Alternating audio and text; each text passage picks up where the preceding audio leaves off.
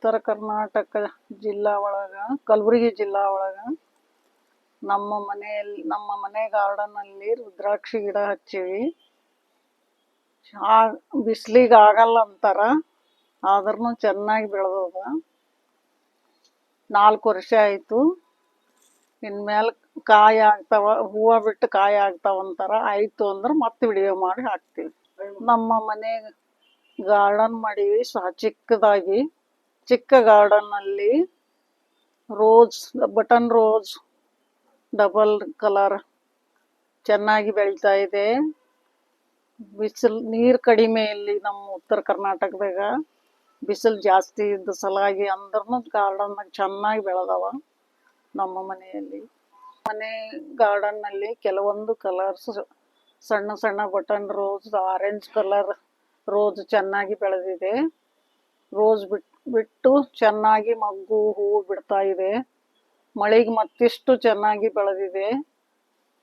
Rose ಗಿಡಗಳೆಲ್ಲ ತಂದು ನೆಟ್ಟಿವಿ.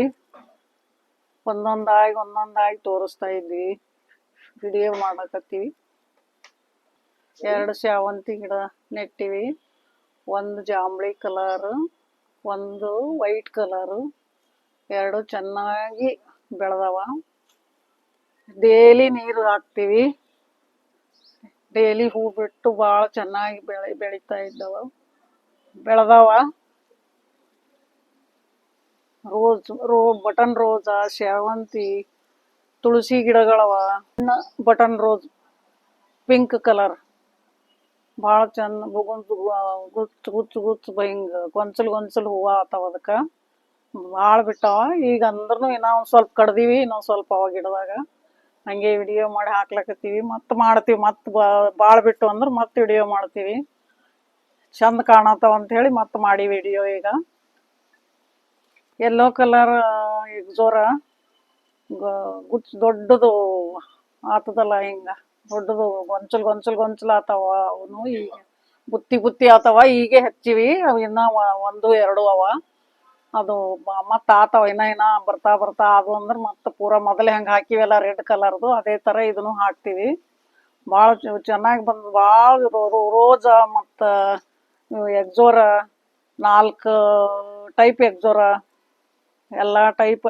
ಆಮೇಲೆ ಪಾರಿಜಾತ ಗಿಡ ಎಲ್ಲ ಹಾಕ್ತೀವಿ. ಇನ್ಮೇಲೆ ಮತ್ತೆ ಹಾಕ್ತೀವಂತ. ಮತ್ತೆ ಇದು ಪಿಂಕ್ ಕಲರ್ ರೋಸ್, ಇದು ಎಕ್ಸೋರ. ಇದನ್ನು ಗೊಂಚಲು ಆಗ್ತದೆ. ಹಿಂಗೆ ಬುತ್ತಿ ಭಾಳ ಎತ್ತರ ಬಂತಂದ್ರೆ ಭಾಳ ಚಲೋ ಕಾಣ್ತದೆ. ಇದನ್ನು ಮತ್ತೆ ಇನ್ನ ಎತ್ತರ ಆಗಿ ಗೊಂಚಲು ಅದು ಅಂತಂದ್ರೆ ಮತ್ತೆ ವಿಡಿಯೋ ಮಾಡ್ತೀವಿ, ಮತ್ತೆ ಹಾಕ್ತೀವಿ. ಬಟನ್ ರೋಸ್ ಇದು ಎಲ್ಲ ಹಾಕಿವಿ. ದೊಡ್ಡ ಗಾರ್ಡನ್ ಮಾಡೀವಿ ಮತ್ತೆ ಪೂರ.